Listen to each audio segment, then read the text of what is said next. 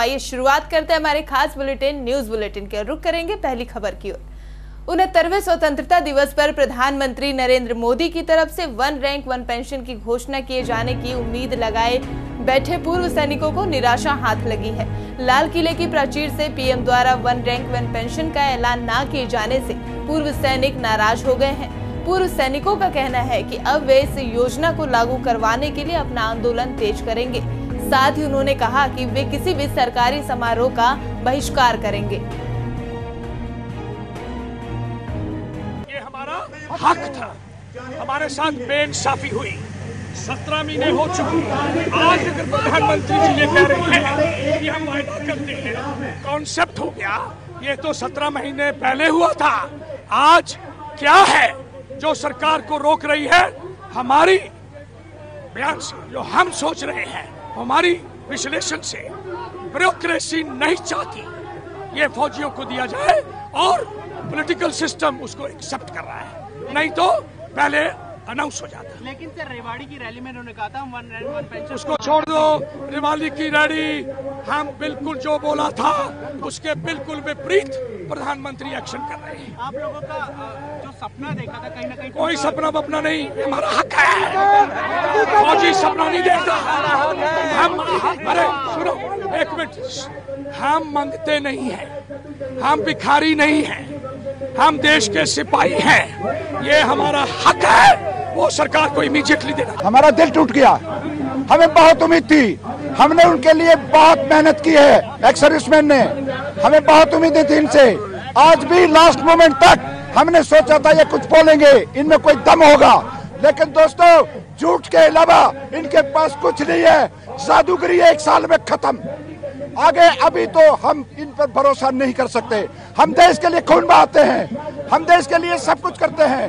There is not to reason why, there is not to make reply, there is but to do और die. हमारे से क्या सवाल करते हैं ये? हमें इनके सवाल नहीं चाहिए, हमें सोल्जर का हक चाहिए। That is our right and हम लेके रहेंगे। हक हमें चाहिए और हम लेके रहेंगे। हमने बड़ी शांति से इनका भाषण सुना कि शायद लास्ट में भी कुछ बोलेंगे, लेकिन आज हमारे दिल बिल्कुल टूट गए हैं और हम अब अपने तरीके से आगे की लड़ाई को और तीव्रता से बढ़ाएंगे। ठीक है ना? मनोबल पूरा टूट चुका है। देखिए, हमें आज ये पूरी आशा थी कि प्राइम मिनिस्टर जो इतने प्रोएक्टिव और इतने हितैषी जो फौजियों के अपने आप को कहते थे, वो आज ओआरओपी को फाइनलाइज अनाउंस करेंगे। मगर आज कि ये नेगोशिएशन चालू रहेंगे। काय का नेगोशिएशन? कुछ है ही नहीं। नेगोशिएशन हो चुके, अब कोई बाकी नहीं है। बहुत निराशा हुई है। We want to pay respect to the nation by unfurling the flag. That's what our duty now. We will talk about our protest later.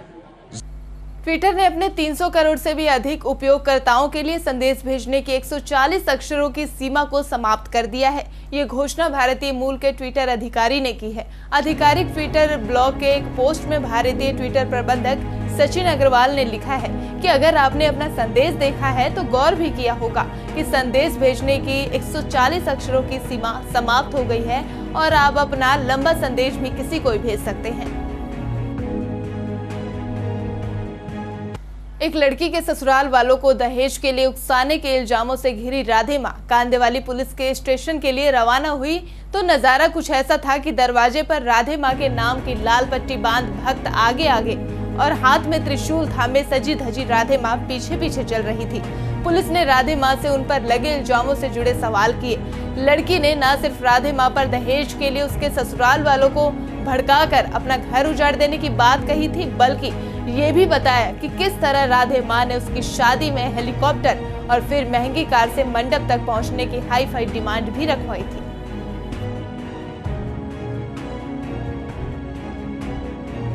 और 69वें स्वतंत्रता दिवस की पूर्व संध्या पर राष्ट्रपति प्रणब मुखर्जी ने राष्ट्र को संबोधित किया। इस दौरान उन्होंने संसद में सियासी दलों के बीच टकराव पर सख्त टिप्पणी की। लोकतंत्र की संस्थाओं को दबाव में बताते हुए उन्होंने कहा, हमारी संसद परिचर्चा की बजाय टकराव के अखाड़े में बदल गई है।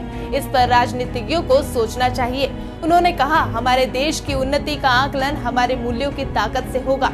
हमारी अर्थव्यवस्था भविष्य के लिए बहुत आशा बंधाती है। Fellow citizens, The symbiotic relationship between man and nature has to be preserved. A generous nature, when violated, can turn into a destructive force, leading to calamities, resulting in huge loss of life and property. Even as I speak, large parts of the nation are barely recovering from floods. We need immediate relief for the afflicted as well as long-term solutions for the management of both water deficiency and excess.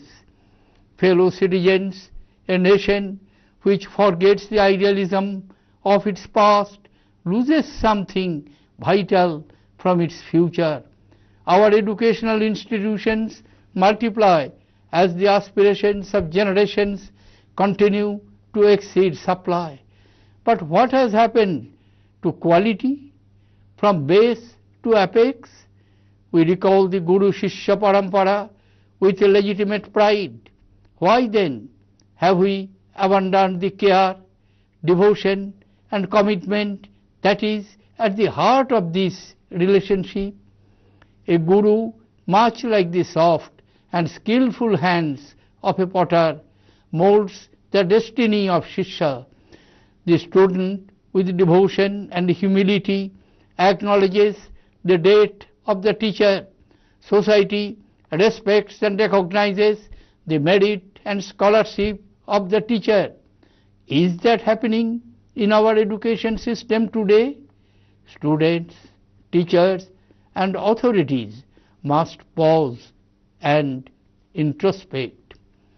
Fellow citizens, our democracy is creative because it is plural, but diversity must be nourished with tolerance and patience. Vested interests chip away at social harmony in an attempt to erode many centuries of secularism. In an age of instant communication, through ever-improving technology, we must remain vigilant to ensure that the devious designs of a few never overcome the essential oneness of our people. For both government and people, the rule of law is sacrosanct, but society is also protected by something greater than law, humanity. Mahatma Gandhi said, and I quote, "You must not lose faith in humanity. Humanity is an ocean. If a few drops of the ocean are dirty, the ocean does not become dirty." Unquote.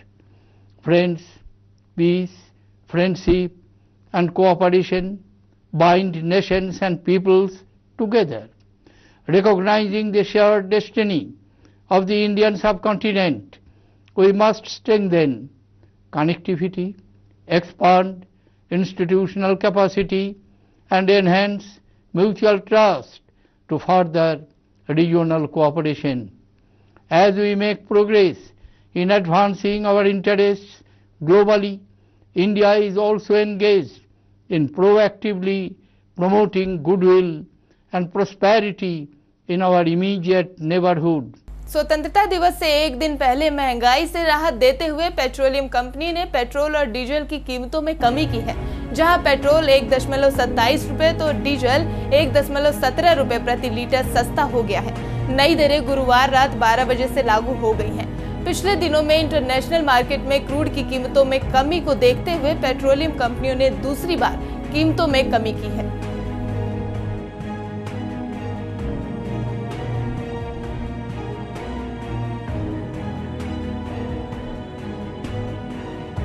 देश 69वां स्वतंत्रता दिवस मना रहा है। UP में विधानसभा के सामने मुख्यमंत्री अखिलेश यादव ने सुबह 9 बजे झंडा फहराया। ध्वजारोहण के बाद अखिलेश यादव ने कहा कि देश खुशहाली के रास्ते पर आगे बढ़ रहा है, इसमें यूपी का बहुत बड़ा योगदान है। उन्होंने पूर्व राष्ट्रपति अब्दुल कलाम आजाद को श्रद्धांजलि देते हुए कहा कि राष्ट्रपिता महात्मा गांधी के साथ अब्दुल कलाम को भी याद किया जाना चाहिए।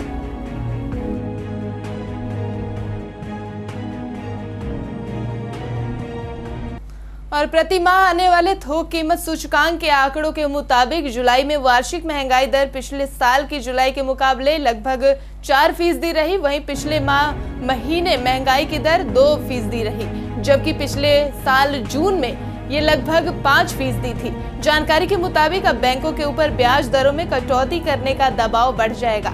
सेंट्रल कॉमर्स और इंडस्ट्री मंत्रालय ने शुक्रवार को जारी हुए आंकड़ों के मुताबिक जुलाई माह में थोक कीमत सूचकांक में 0.6% की गिरावट दर्ज हुई है।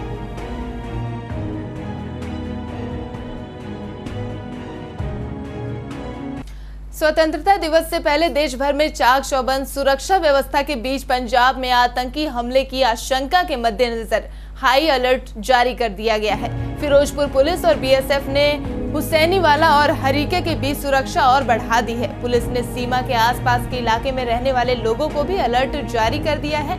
इस बीच मुख्यमंत्री प्रकाश सिंह बादल ने स्वतंत्रता दिवस की पूर्व संध्या पर केंद्रीय गृह मंत्री से बीएसएफ के अतिरिक्त बल तैनात करने की मांग भी की है।